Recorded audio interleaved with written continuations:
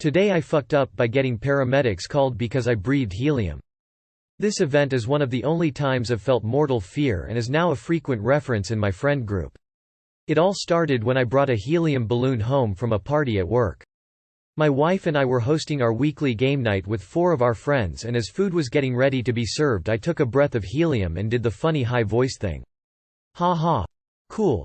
Let's move on, right? Wrong. I wanted to make sure I got all the helium out of my lungs, so I took a nice big breath of fresh air and exhaled deeply to get everything out. My toes fell asleep, so I figured it was the lack of oxygen in the lung full of helium, so I continued taking slow, deep breaths since I obviously didn't want to hyperventilate. And #X200B. After 30 seconds or so my legs got tingly and it just continued to get worse for the next minute or two.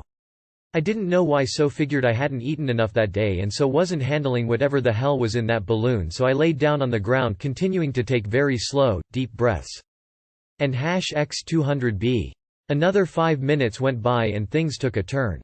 My legs were now propped up against a wall to help keep blood in my body and head because I could no longer feel my legs.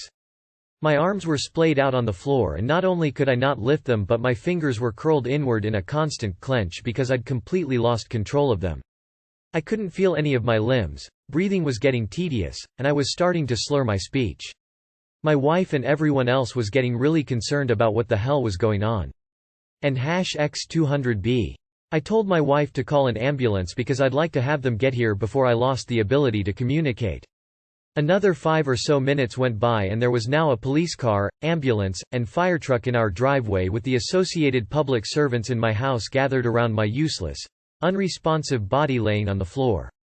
My speech was severely slurred at this point to the degree where the paramedics were having trouble understanding me. Luckily my wife was able to translate. And #X200B. My lips were turning blue. My mouth was as dry as the Sahara Desert. I'd lost all feeling in and control of my limbs, and my diaphragm was in pain from maintaining breathing. I was laying there thinking, am I actually going to die because I took a breath from a helium balloon in Terabang? What else was in that interrobang? And #X200B. One of our friends was crying in the other room because she thought she was watching her friend slowly die.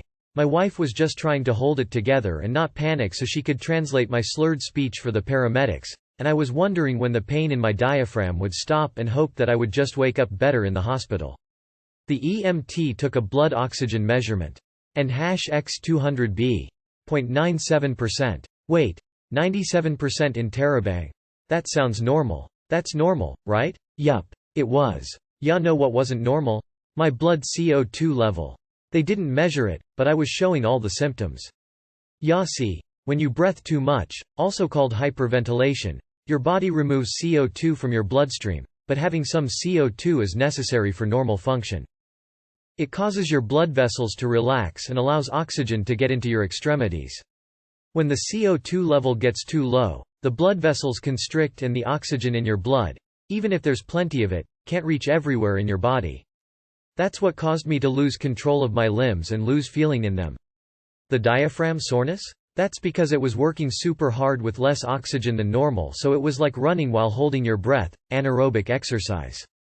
Normally when people hyperventilate they do it over a couple of seconds in a panic, pass out, their body returns to normal breathing, and they wake up in a less panicked state and return to normal breathing.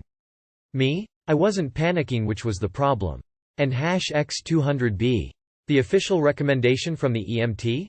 Stop breathing. Well, breath normally. That would allow the CO2 from my muscles to naturally return my blood oxygen CO2 ratio to normal and I'd recover. Another 5–10 minutes went by and I recovered just fine. The EMT said, I've seen people hyperventilate, but I've never seen someone do it slowly over the course of 15 minutes. And #X200B. After a $100 charge for emergency services and a fun game night to recover, we now have a great story to reminisce about. Now whenever my friend group is saying goodbye to someone who's about to do something even somewhat dangerous, we say, don't breathe too much. And #X200B. Too long did not read. I tried clearing helium out of my lungs with slow, deep breaths and ended up hyperventilating myself over the course of 15 minutes, experiencing the loss of all bodily functions that come with passing out while fully aware of it happening until an EMT told me to stop breathing. I wonder, if you hadn't called the EMTs, what would have been the next thing to happen? Would you have passed out and would your body return to breathing automatically, as we breathe without thinking when we're asleep, as opposed to you consciously forcing yourself to take deep breaths? Well, thanks to your fuck-up L learned why people use a bag when hyperventilating. Edit. Typo. Ambulance here, I'd attend around 7 anxiety attacks a week, and honestly it's easy, if boring, work. The patient feels like they are dying, so it's totally reasonable to call an ambulance. We arrive, talk them down and everyone is happy. And most importantly, I don't have to carry a fat bloke down 5 flights of stairs. It's a thing that happens, nothing to be ashamed of, and the paperwork is easy. If it makes you feel any better, I've also done the slow hyperventilate thing twice during anxiety attacks. One of those times I called an ambulance thinking I was having a heart attack. Glad you're okay, and I like the "don't breathe too much" thing. This could very easily be the plot of a children's book to raise awareness about hyperventilation. The boy who breathed too much. Today I fucked up hooking up with a girl who had a fiancé. I, 19 male, hooked up with a girl, 22, a few nights ago. Her name was not Anya, but I'm gonna pretend it was in order to tell the story without revealing real names. Anya and I crossed paths at an art gallery. It was one of those cliché movie moments when a confused character is staring at an abstract painting before another character decides to approach the confused character to discuss the abstract painting. I was the person staring at the painting and Anya was the person who approached me. The two of us had no idea what we were looking at, but we had fun trying to figure it out together. For the first time in my life I finally said the right things at the right time to convince an attractive girl to go home with me. I fell asleep with Anya in my bed. Not gonna lie, I was exhausted. 1 round was not enough for Anya. If I never tapped out and called it a night, she would still be on top of me right now. At around midnight, I woke up to the sound of Anya low-key laughing. She was wide awake with her phone in front of her face. When I asked her what she was doing, she apologized for waking me and casually said she was reacting to messages from her fiancé. Without hesitation, she showed me the messages before I had time to ask another question.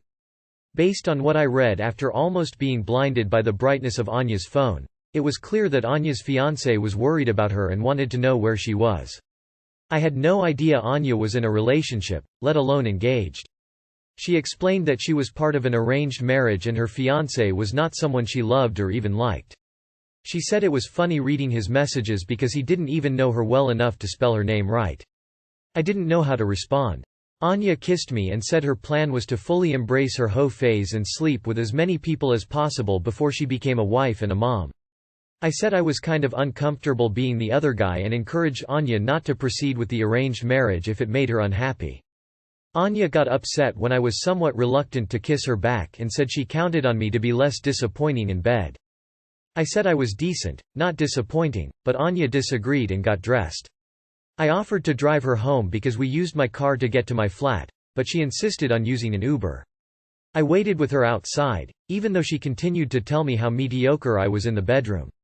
She said the last random guy she hooked up with was smaller than me below the waist, but at least he knew how to use his dick. She said my nipples were shaped like angry eyes and my belly button looked off-center. She said she didn't mean to body shame me, but she had nothing else to focus on during sex because I was so bad at making her feel any kind of pleasure. Out of frustration, I said I was beginning to feel sorry for the guy who was gonna marry her. Anya looked like she wanted to slap me, but she continued to roast me instead. She said my balls looked like prunes and my roommate was far more attractive than me. It was the longest 2 minutes of my life. I returned to my flat as soon as I saw the Uber approaching. I didn't bother saying goodbye. This was by far the most bizarre and unhealthiest hookup I have ever experienced. Anya managed to unlock insecurities in me that I didn't even know I had. I hooked up with a girl. Little did I know she had a fiancé and was part of an arranged marriage, which she was protesting in the form of sleeping with random people before her wedding. When I became uncomfortable in that situation, the girl made me aware of how bad I was in bed and pointed out unattractive things about my body. Now I'm insecure about things I was never insecure about before. You should go fuck her fiancé and let her walk in on you. She couldn't handle your boundaries and subsequent rejection and thought it was acceptable to be a twat. You didn't fuck up, she is a narcissistic piece of shit. I'd bet even after all those insults you didn't feel half as insecure as she clearly is. Nipples shaped like angry eyes. Skull that is the funniest and strangest roast I've come across today. You people are all so weird. Today I fucked up falling for Tinder scam. So I just realized that I've fallen for one of the most heartbreaking and wallet-draining scams out there. For me, I can spot a scam within a mile away, but this one was something I didn't expect I would fall for. It started when I was so down and desperate for a relationship that I went through finding true love on Tinder. I'm not a very attractive person but I can cook and I have a nice personality. Anyway, I went through a week without making a match and ended up paying to go for premium. I ended up with a match. She wasn't that much attractive on her pictures and that I can see that she lives near my place. We chatted and I was feeling a connection with her to the point that I'm contented to uninstall Tinder and talk to her on a different platform. I was hoping we could talk via SMS and call each other, but she told me about WhatsApp. Me not having the right state of mind because I was having a genuine affection with her, went ahead with talking more through there. After a few days of talking about our future, she started to talk about crypto and asked me if I had experience with it. Me being a know-it-all said yes and bragged that I invested in some coins but I lost some. She then started talking about how I lost since I was looking at a long-term investment. Apparently she was showing me her transactions, her so-called profits, and a car that she bought with them, profits. This was a red flag for me already, but I don't know, I was caught off guard already because of my feelings for her and that there was a part of me that wanted to see her. Eventually she gave me a website to go through, not sure if I can post it here but I am willing to post it for awareness, and she told me about BWU. I've checked more information about this coin but it wasn't showing any information on CoinMarketCap, but I gave it a chance and she was guiding me through investing just $100. So on the website it shows that fake coin and you'll have to wait for 60 seconds or 120 seconds to make a profit. Well, long behold, after a few minutes of talking to her and having her guide me through all the steps and process, we ended up with $130. I was able to withdraw it from the scam site to my wallet and it was fun, but after that within the next few days she was telling me about the market being good and that we can make thousands. Gullible me ended up making a deposit. Eventually she wanted to join me and made a deposit of her own on my account on the scam site. Here we are, both of us made a profit of 2,000 USDT and I was ready to make a withdrawal but was told that we broke their rules, and that my account is going to get frozen. I was then advised to make another account and need to make a deposit of 20% of the old account's balance to activate the new one. Me panicking and her telling me she also has money into it, reluctantly deposited and apparently everything was transferred. But in order to withdraw all of it we would need to trade, and so we did. I followed her instructions and ended up with 21,000 USDT. By the time I was going to withdraw I was told that I needed to pay taxes for the IMF, another 17% of the withdrawal amount. At this point I already realized it's something else, made me question a lot of things already. At this point I'm already thinking of killing myself since I've lost a lot already because of this. My friends and family, they told me about this but I was so invested because I felt that she was real and that. I don't know, I'm broke emotionally and financially. Too long, did not read. Sorry for the long post, I just needed to vent things out. Scams of the heart suck, sorry. Please don't hurt yourself. Can always earn more money. I'm so sorry this happened to you, but please don't harm yourself. Money can be replaced, you can't. This might be a dumb question, but did you deposit with a credit card or a fund transfer? If it was a credit card, you can do a chargeback. If anyone can help me out to spread some awareness, I've got the screenshots of conversions and the websites that I had to go through. Today I fucked up thinking we had bedbugs. My wife and I have been a bit itchy lately and started noticing small bite marks. Then the other night I noticed a small bug crawling on me, probably the size of a poppy seed. I started inspecting the bed more and discovered dozens of them around our head and pillow area. After doing a bunch of online research, it really seemed like they were bedbugs. We started going through the signs and felt so stupid.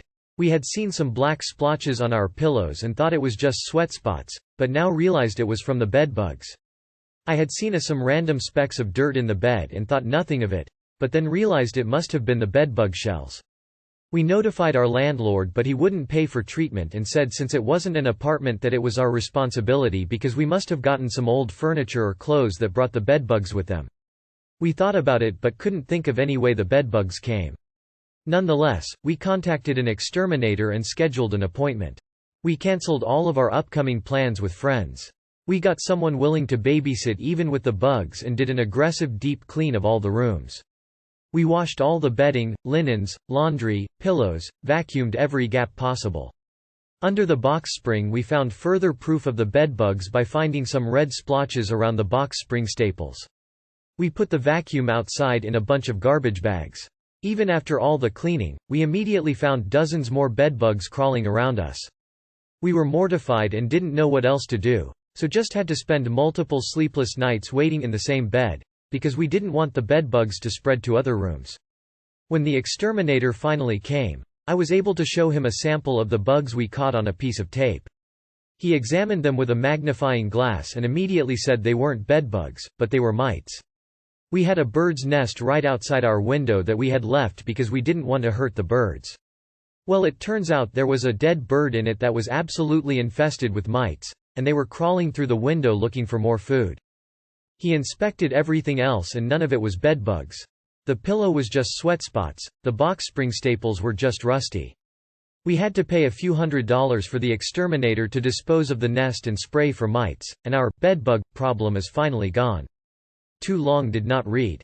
We found what we thought were bedbugs, cancelled all our social life, aggressively cleaned our house, and paid a few $100s to find out they were just mites coming from a dead bird outside our window. This is, in no way, a fuck up. This is the opposite of that. Buy a lottery ticket. Bedbugs are the worst. Worth it. This is not a fuck up. You got lucky. You've clearly never experienced bedbugs if you didn't recognize them. Hope like hell that you never do. Hey, at least your house is clean. This happened to me a few months ago.